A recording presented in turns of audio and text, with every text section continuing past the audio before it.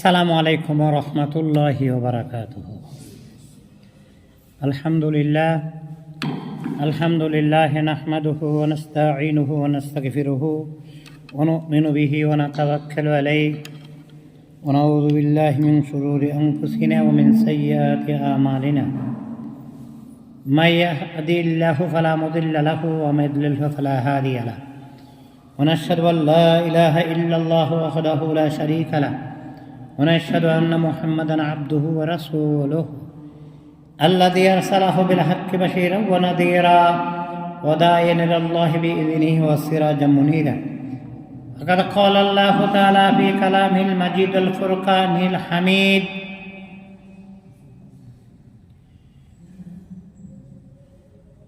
ولا تموتن إلا وأنتم مسلمون.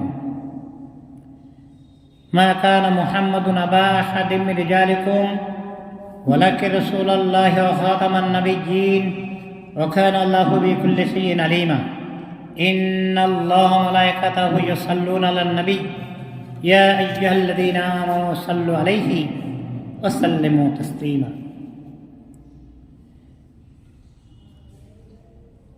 মুআজ্জাজ মুহতারাম হাজিরিন, সমস্ত প্রশংসা আল্লাহ তাবারক ওয়া তাআলার জন্য, যে আল্লাহ জাল্লা জালালুহু আমাদেরকে রজবের চাঁদের এই পবিত্র জুম্মাবার দিনে দুনিয়ার সমস্ত কাজ থেকে ফারেক করে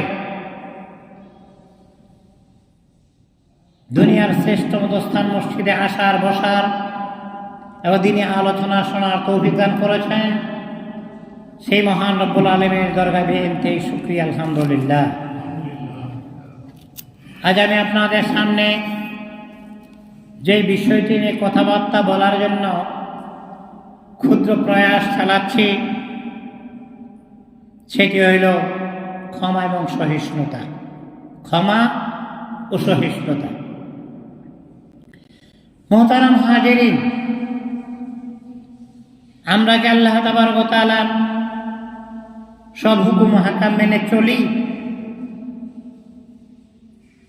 আমরা কি আল্লাহ তাবারক ওয়া তাআলার সব বিধি বিধান মেনে চলি? আমাদের দ্বারা কি গুনাহ হয় না? কতবার আল্লাহ তাবারক ওয়া তাআলা আমাদেরকে ক্ষমা করে দিচ্ছেন। শতবার গুনাহ করার পরও মাত্র একবার মন থেকে মাফ চাইলে আল্লাহ তাবারক ওয়া তাআলা মাফ করে দেন। তাই তো কোরআনে কারীম ফুরকানে হামিদে আল্লাহ রাব্বুল আলামিন ইরশাদ করেছেন: ইয়া ইবাদিয়াল্লাযীনা আসরাফু আলা আনফুসিহিম লা তাকনাতু মির রাহমাতিল্লাহ ইন্নাল্লাহা ইয়াগফিরুয যুনুবা জামিআ ইন্নাহু হুয়াল গফুরুর রহিম। এমন মহান রবের ক্ষমার সাগরে আমরা হাবুডুবু খাচ্ছি, কিন্তু আশ্চর্যের বিষয় কি, আমরা আল্লাহ তাবারক ওয়া তাআলার ক্ষমা পাওয়ার আশাবাদী হলেও নিজেরা সামান্য বিষয়ে মানুষকে মাফ করতে পারি না।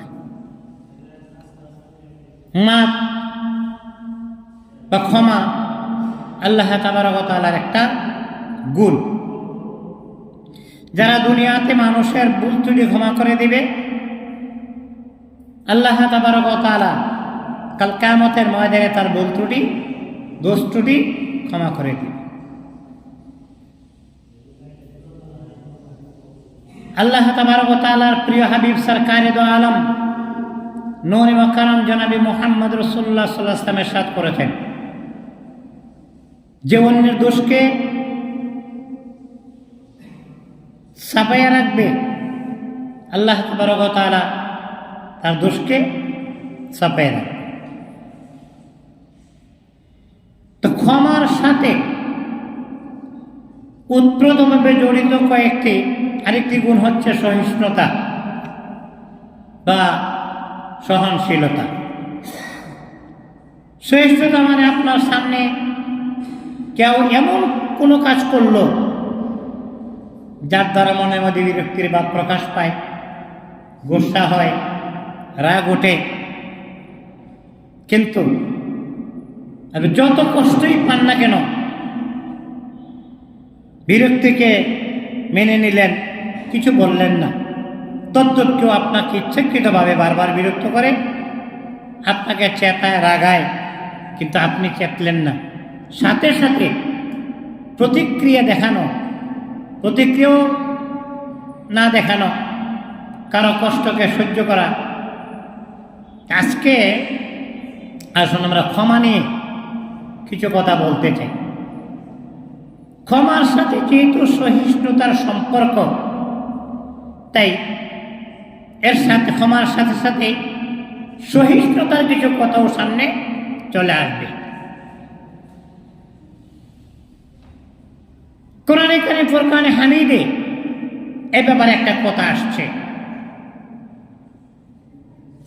অর্থাৎ আবু বকর সিদ্দিক রাদিয়াল্লাহু তাআলা আনহু জালিলুল কদর সাহাবী, যার সামনে আল্লাহর হাবিব বলেছেন আফজালুল বাশারি বা'দাল আম্বিয়া, নবীদের পরে কিয়ামত পর্যন্ত আনেওয়ালে মুসলমানের ঈমান এক পাল্লায় রাখলে সিদ্দিক একবার ঈমান এক পাল্লায় রাখলে সিদ্দিক একবার ঈমানের ওজনের পাল্লা ভারী হয়ে যায়। তা কোরআনে কারিমে এমন একটি ঘটনা আসছে, তা আমরা জানি কোন এক যুদ্ধে আয়েশা সিদ্দিকা রাদিয়াল্লাহু তাআলা আনহা আল্লাহর হাবিবের সাথে ছিলেন। আয়েশা সিদ্দিকা আল্লাহর হাবিবের সাথে ছিলেন। ওই সময় কয়েকজন মিলে আয়েশা সিদ্দিকা রাদিয়াল্লাহু তাআলা আনহার সামনে একটা অপবাদ রটনা করল। কিতাব প্রমাণ করে, যার মধ্যে ছিলেন হাসান এবং মিসতাহ, এই দুইজন ছিল। তো মুনাফিকদের কাজ হলো অন্যের বাবা রটনা করে বেড়ানো। মুনাফিকরা সুযোগ পেল হযরতে আয়েশা সিদ্দিকা রাদিয়াল্লাহু তাআলা আনহার চরিত্রের উপর কলঙ্ক লেপন করে চতুর্দিকে আয়েশা সিদ্দিকার দুর্নাম রটনা করে চলল। আল্লাহ তাবারক ওয়া তাআলা কোরআনে কারিমে ফুরকানে হামিদে আয়েশা সিদ্দিকার চরিত্রের নিষ্কলুষতা ঘোষণা করে একটা আয়াতি নাজিল করে ফেললেন। তেবে আয়েশা সিদ্দিকার প্রতি আল্লাহর হাবিব আবু বকর সিদ্দিক রাদিয়াল্লাহু তাআলা আনহু খুব কষ্ট পাইলেন। মিসতাহ এবং হাসানের এই কথায় আল্লাহর হাবিব কষ্ট পাইলেন। আবু বকর সিদ্দিক রাদিয়াল্লাহু তাআলা আনহু তিনিও কষ্ট পাইলেন। আল্লাহ তাবারক ওয়া তাআলা আয়েশা সিদ্দিকার শানে কোরআনে কারিমের আয়াত নাজিল করে চরিত্রের নির্মলতা প্রকাশ করে দিলেন। আবু বকর সিদ্দিক রাদিয়াল্লাহু তাআলা আনহু এত মারাত্মক কষ্ট পেলেন এবং তিনি এই মিসতার প্রতি খুব রাগ করলেন। মিসতা ছিল গরিব, দুর্বল এবং সম্পর্কে তার আত্মীয় ছিলেন, কিন্তু তার দ্বারা এই কাজটা হলো সিদ্দিক আকবর আবু বকর সিদ্দিক রাদিয়াল্লাহু তাআলা আনহু যা সহ্য করতে পারে নাই, যাকে আমি একটু সাহায্য সহযোগিতা করি আর আমার বিরুদ্ধে এত বড় একটা অপবাদ রটনা করলো। কন্যার প্রতি মিথ্যা অপবাদ আরোপ করায় সে মেস্তার প্রতি যে সহানুভূতিটা ছিল এটা বন্ধ করে দিল এবং বলছে না, আমি আর তাকে সাহায্য সহযোগিতা করব না, আমি তো সাহায্য করি, আর আমার ব্যাপারে, আমার মেয়ের ব্যাপারে এত বড় একটা কলঙ্ক লেপন করলো, সে একটু চিন্তা ভাবনা করলো না, এটা তার মনের মধ্যে লাগলো। কোরআনে কারিমে ফুরকানে হামিদে সূরা নূরের 22 নম্বর আয়াত তার প্রমাণ। তো সাহায্যটা ছিল নফল। আবু বকর সিদ্দিক রাদিয়াল্লাহু তাআলা আনহু সাহায্য করবে না, এটা নফল,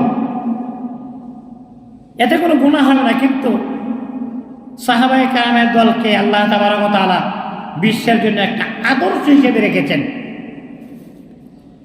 এই জন্য আবু বকর সিদ্দিক রাদিয়াল্লাহু তাআলা আনহু শেষে যখন কোরআনের আয়াত নাযিল হলো, আলা তুহিব্বুনা ইয়াগফিরাল্লাহু লাকুম ওয়াল্লাহু গাফুরুর রহিম, তোমরা কি চাও না যে আল্লাহ তোমাদেরকে ক্ষমা করুক, আর আল্লাহ তাবারক ওয়া তাআলা ক্ষমাশীল এবং পরম দয়ালু। আয়াতে কারিমার দিকে যখন সিদ্দিক আকবর আবু বকর সিদ্দিক রাদিয়াল্লাহু তাআলা আনহু খেয়াল করলেন, তখন তিনি ভাবলেন যে না, আমি তাকে মাফ করে দিলাম। অথবা এই যে মিস্তার আর্থিক সাহায্য আবার তিনি পুনর্বহাল করে দিলেন এবং তিনি বললেন আর কোনোদিন মেস্তার প্রতি সাহায্য সহযোগিতা ছিল এটা আমি আর বন্ধ করব না। ইতিহাসে আবু বকর সিদ্দিক রাদিয়াল্লাহু তাআলা আনহু এই ক্ষমাটা উজ্জ্বল দৃষ্টান্ত হিসাবে থাকবে। এমনিভাবে ক্ষমা হল নবীদের গুণ। নবী রাসূলগণ ছিলেন শ্রেষ্ঠ মানুষ, যারা বেগুনা মাসুম, যারা বেগুনা নিষ্পাপ মাসুম তারা। অতএব তাদের যে খুন, তাদের যে গুণ সবার চেয়ে শ্রেষ্ঠ, তাদের চেয়ে শ্রেষ্ঠ উত্তম মানুষ আর হতে পারে না। তাদের একটা বড় গুণ হইল, তাদের বৈশিষ্ট্য হইল ক্ষমা করা, মাফ করা। তারা কখনো কোনোদিন প্রতিশোধ নিতেন না, বরং ক্ষমা করে দিতেন। আমার একটা কিস্সা মনে পড়ে, কিস্সা হেকায়াত বাস্তব ঘটনা মনে পড়ে। আল্লাহর হাবিব যখন দিনের দাওয়াত দিচ্ছিলেন, কাফের মুশরিকেরা কত অত্যাচার করছে এটা কথা আপনারা জানেন। সমস্ত নবীদের দুঃখ কষ্ট ব্যথা বেদনা যদি এক পাল্লা রাখা হয়, সিদ্দিক আকবরের দুঃখ কষ্ট ব্যথা বেদনা যদি এক পাল্লা রাখা হয়, সিদ্দিক আকবরের দুঃখ কষ্ট ব্যথা বেদনার ওজনের পাল্লা বাড়ি হয়ে যাবে। আমি অনেক সময় এই কথাটা বলি, মেয়েরা বাপের ভক্ত থাকে বেশি, ছেলেরা মার ভক্ত থাকে বেশি। আল্লাহর হাবিব খাতুনে জান্নাত ফাতেমা রাদিয়াল্লাহু তাআলা আনহাকে অত্যন্ত মহব্বত করতেন, ভালোবাসতেন। খাতুনে জান্নাত যখন চলাফেরা করতেন, কেউ বলতে হতো না মেয়েটা কে, কার মেয়ে। অর্থাৎ আল্লাহর হাবিবের চরিত্র তার মধ্যে প্রস্ফুটিত ছিল। বাবার জন্য পাগলরা, বাবা কোথায় গেলেন, বাবাকে না দেখলে ভালো লাগে না। কোথায় গেলেন, কাঁদতে কাঁদতে ঘর থেকে বেরিয়ে গেলেন। জানে চতুর্দিকে বাবার শত্রু, অথবা ওথায় বা সাহেবা নবী জীবনের প্রাণের বৈরী, হয়তো তারা উৎপেতে আছে কখন আল্লাহর হাবিবকে কষ্ট দেওয়া যায়, দুঃখ কষ্ট ব্যথা বেদনা দেওয়া যায়। খাতুনে জান্নাত ফাতেমা রাদিয়াল্লাহু তাআলা আনহা খানায় খাবার নিকুটে যে দেখেন বাবা সেজদায় অবনত, সেজদারত অবস্থায় তার গায়ের উপরে মোড়া উঠে নারী বুড়ি চাপানো। আল্লাহর হাবিব চেষ্টা করতেছেন গাড় থেকে সরানোর জন্য, কিন্তু সরাতে পারতেছিলেন না। খাতুনে জান্নাত নিজের শক্তি দিয়ে সেই কষ্টকে দূর করতে চেষ্টা করতেছিলেন। যখন গাড় থেকে সরালেন, আল্লাহর হাবিব সঠিকভাবে শ্বাস নিঃশ্বাস ফেলতে শুরু করলেন। খাতুনে জান্নাত ফাতেমা রাদিয়াল্লাহু তাআলা আনহা ভাবছিলেন, আরে এই মুহূর্তে আমি যদি আমার বাবার নিকটে না আসতাম, হয়তো বাবাকে আর জীবনে ফেরত পেতাম না। খাতুনে জান্নাত বলতেছে, বাবা তুমি রাহমাতুল্লিল আলামিন, তুমি মুস্তাজিবুদ দাওয়াত, তোমার দোয়া আল্লাহ কবুল করবে, তুমি আল্লাহর বন্ধু। অতএব তোমার এই কষ্ট আমি সহ্য করতে পারি না। তুমি আমার মাবুদের কাছে হাত উঠাও, আল্লাহ যেন তাদেরকে গজব দিয়ে বিস্মার করে দেয়। রাহমাতুল্লাহ আলামিন বললেন, মারে মা ফাতিমা, তাদেরকে বদদুয়া করি, আল্লাহ তো গজব দিয়ে তাদেরকে মিসমার করে দিবে। আমি কার কাছে যাব? দিনের দাওয়াত দিব আর পড়াবো লা ইলাহা ইল্লাল্লাহু মুহাম্মাদুর রাসূলুল্লাহ। কাজী আল্লাহ মাইহিদে কওমি ফাইন্নাহু লা ইয়ালামুন। মা, আমি তো হেদায়েতের দাওয়াত দিতে এসেছি, আমি তাদের জন্য গজব হিসেবে আসি নাই। আমি রাহমাতুল আলামিন, আমি তাদের জন্য গজবের দোয়া করতে পারবো না রে মা, আমি যে রহমতের নবী। বাবা, তুমি যদি দোয়া না করবা আমি তাদের জন্য হাত উঠাবো। তুমি যদি দোয়া না করবা আমি তাদের জন্য হাত উঠাবো। আল্লাহ তাদেরকে শেষ করে দেয়। আল্লাহর হাবিব হাত দুইটা চাপাই দেয়, মা হাত উড়াস না, মা দোয়া করিস না, দোয়া করিস না রে মা। তুই যদি দোয়া করবি আল্লাহ কবুল করবে, আল্লাহর গজবে তারা শেষ হয়ে যাবে। মা, আমি তাদের জন্য বদ্ধ করবো, তুই দোয়া করিস না রে মা। আল্লাহর হাবিবে এই যে গুণ, ক্ষমার গুণ, আমরা জানি হাদিস আলাইহিস সালামের কথা। কি করলো ভাইয়েরা?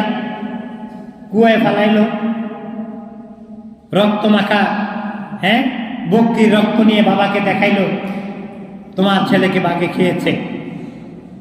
কিন্তু আল্লাহ কুদরত কাদেরে কুদরত দারি খরচে খাহি আকলি মুর্দারা তো জানে বকশি জিন্দারা বেজা করি।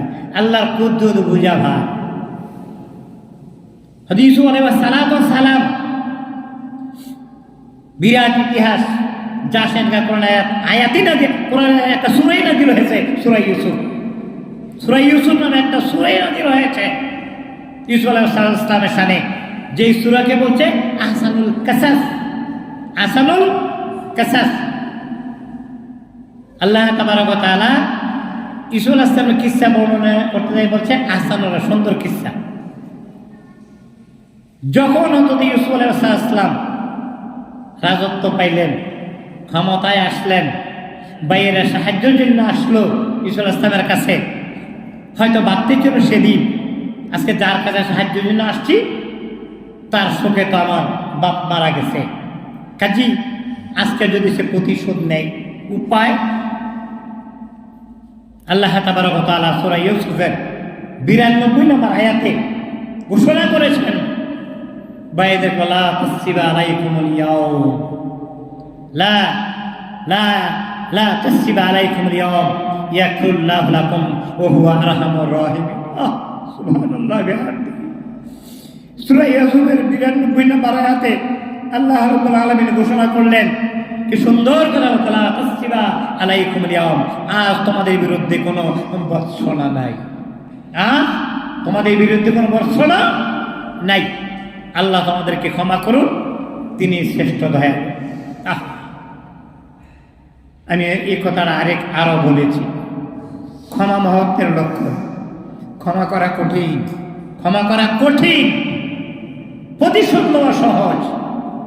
ইচ্ছা করলে এত কষ্ট নির্যাতনের পরে ইউসুফ আলাইহিস সালাম ভাইদের ক্ষমা করে দিলেন আর বললেন, আজকে তোমাদের উপর কোনো রাগ দোষ আমার নাই, অতীত ভুলে গেছি আমি, অতীতের কোনো বিষয়ে তোমাদের কাছে আমার কোনো অভিযোগ রইল না, যাও আমি তোমাদেরকে ক্ষমা করে দিলাম।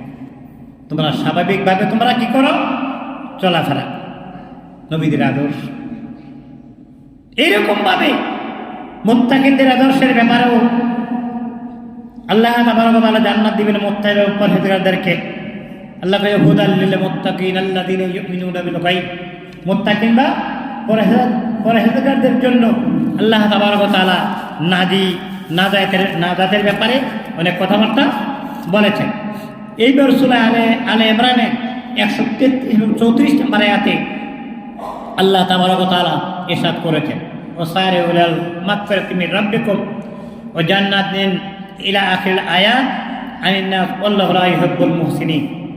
আল্লাহ তাবারক ওয়া তাআলা সূরা আলে ইমরান 133 নম্বর আয়াতে এমনটি ঘোষণা করেছেন। কি ঘোষণা করেছে? যে তোমরা দ্রুত গতিতে চলো নিজেদের রবের দিকে, ক্ষমার দিকে, অর্থাৎ আল্লাহ তাবারক ওয়া তাআলার কাছে মাফ।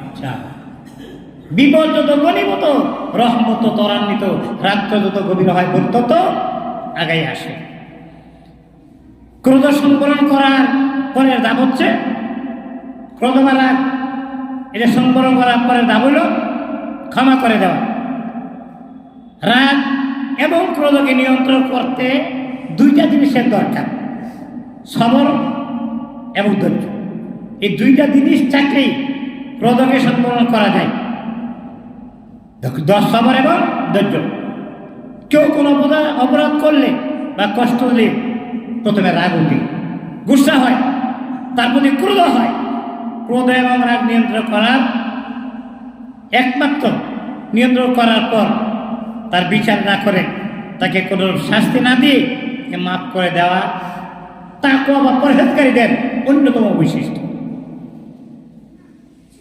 এই জন্য আল্লাহ তাবারক ওয়া তাআলা কোরআনে কারীম ফুরকানে হামিদের সূরা শুআরা 44 নম্বর আয়াতে ইরশাদ করেছেন যে অন্যায়ের প্রতিবিধান হলো অনুরূপ অন্যায়, অথবা যে ক্ষমা করে সমঝোতা করে তার প্রতিদান দেওয়া আল্লাহ তাবারক ওয়া তাআলার জিম্মা।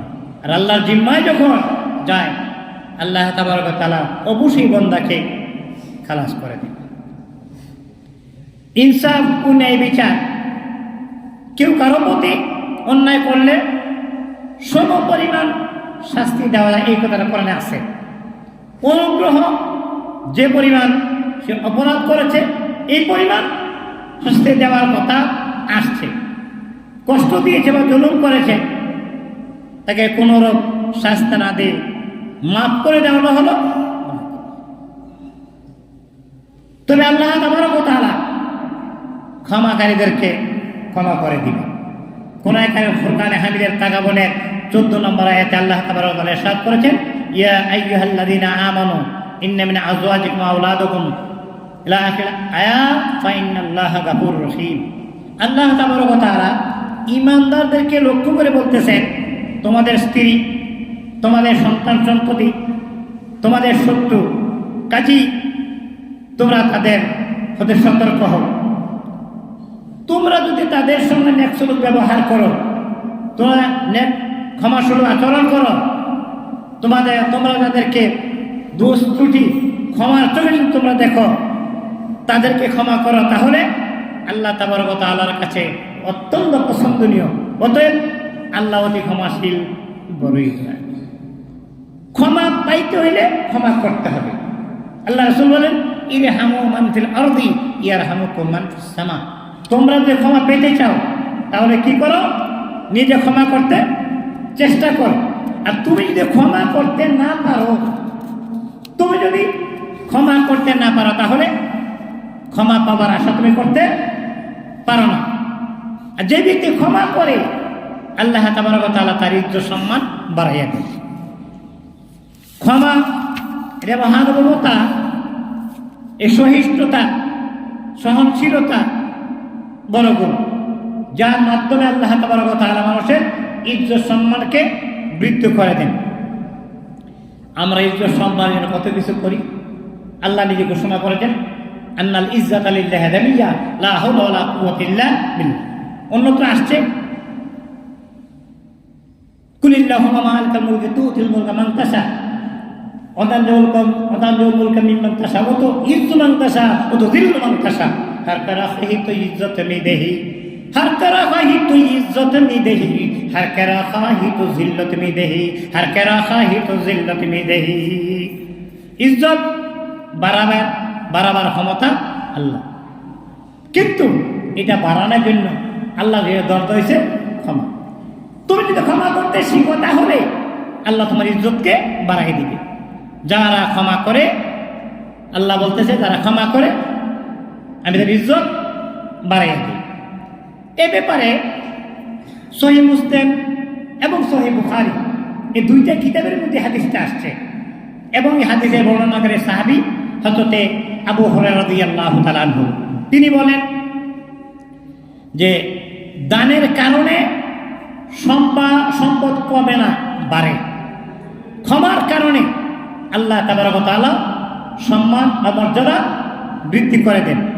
যে ব্যক্তি আল্লাহর জন্য বিনয় অবলম্বন করে, আল্লাহ তাবারক ওয়া তাআলা তার সম্মানকে উঁচু করে দেন। দান করলে ধন বাড়ে, ক্ষমা করলে মর্যাদা বৃদ্ধি হয়। আর ব্যক্তি বিনয় অবলম্বন করে, আল্লাহ তার মর্যাদাকে উঁচু করে দেন। তো ক্ষমার মাধ্যমে ক্ষমা পাওয়া যাবে। হযরতে আব্দুল্লাহ ইবনে আমর রাদিয়াল্লাহু তাআলা থেকে একটা হাদিসে বর্ণনা এরকম ভাবে আসছে যে তোমরা দয়া করো তাহলে তোমাদের উপর দয়া করা হবে। এটা যে কোনো জিনিসের উপর, শুধু মানুষ না, এখানে যে কোনো জিনিস, আল্লাহর সৃষ্টির উপর ক্ষমা, আল্লাহর সৃষ্টি, আল্লাহর পরিবার, এই কথা বলা হয়েছে। অন্যত্র আসছে, একটা হাদিসে আসছে, যে হাদিসে বর্ণনাকারী সাহেব হযরত আব্দুল ওমর রাদিয়াল্লাহু তাআলা আনহু, তিনি বলছেন দৈনিক 70 বার ক্ষমা করার কথা বলছেন। যে এক ব্যক্তি রাসূল সাল্লাল্লাহু আলাইহি ওয়াসাল্লামের কাছে এসে বলল, হে আল্লাহর হাবিব, আমরা খাদেমকে কতবার মাফ করব? সে অন্যায় করেই চলছে, কতবার মাফ করব? নবীজি চুপ করে রইল, কিছু বলতেছেন না। আবারও প্রশ্ন, হে আল্লাহর হাবিব, আর সহ্য না, কতবার ক্ষমা করব? আবার আল্লাহর হাবিব চুপ রইলেন। তৃতীয়বার আবার বলছে, আল্লাহর হাবিব, আর কত সহ্য করা যায়? আল্লাহর হাবিব বলতেছে 70 বার মাফ করব, 70 বার মাফ করব। সুনানে আবু দাউদ শরীফের মধ্যে 5164 নম্বর হাদিস, এটা আল্লাহ রাসূল এমনটি বলেছে। ক্ষমা এবং সহিষ্ণুতার উপমা সরকারি দো আলম নূরে মুকাররম জনাবে মুহাম্মদ রাসূলুল্লাহ সাল্লাল্লাহু আলাইহি ওয়াসাল্লাম,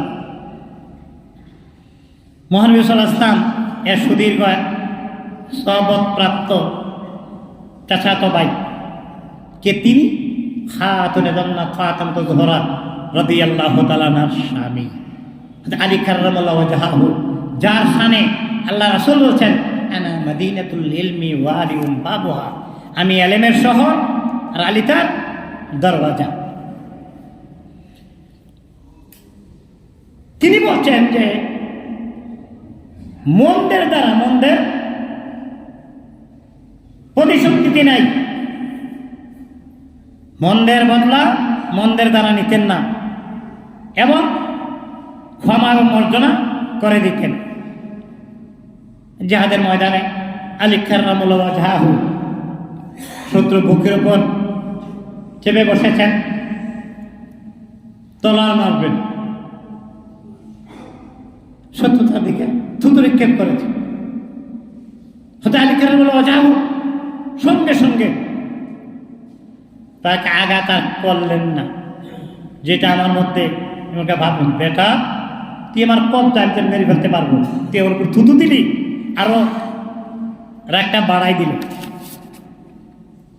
হযরত আলী কাররামাল্লাহু ওয়াজহাহু তাকে মাফ করে দিলেন, যাও আমি তোমাকে মাফ করে দিলাম। সহিহ মুসলিমের মধ্যে এই হাদিসটা আসছে যে 3343 এবং 2328 নম্বর হাদিসে আসছে, এবং শামাইলে তিরমিজির মধ্যে আসছে। আসিরাতুন নববিয়ার মধ্যে হাদিসটা এরকম ভাবে আসছে। হয়তো আলী কাররামাল্লাহু ওয়াজহাহু কে বলছে, কি ব্যাপার, তুমি তো প্রতিশোধ দিলে না? কইলেন না। কেন নিলে না? এখন যদি আমি তোমাকে কতল করি তাহলে প্রতিহিংসার বশত তোমাকে কতল করা হবে, কাজী আমি আমার রাগের বশবর্তী তোমাকে কতল করলাম, এটি বোঝা যাবে না। আল্লাহর হাবিব এরকমভাবে হত্যা করতে নিষেধ করেছেন। নফসের বিরুদ্ধে জিহাদ করা সবচেয়ে বড় জিহাদ, আল্লাহ রাসূল বলছেন, আস্তাগফিরুল্লাহ, হাদিসটা কথা, আসাদুল জিহাদ জিহাদুল হাওয়া ওয়া মা কাররামাল মারউ ইল্লা বিত্তুকা, নফসের বিরুদ্ধে জিহাদ করা সবচেয়ে বড় জিহাদ। এই জন্য আমি আলোচনার শুরুতেই এই কথাটা বলছি, ক্ষমা করা কঠিন, ক্ষমা করা কঠিন, প্রতিশোধ নেওয়া সহজ।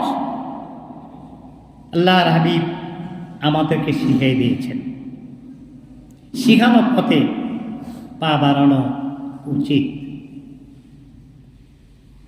দেখতে দেখতে 80 সন থেকে দীর্ঘ এই 25 শুরু হলো।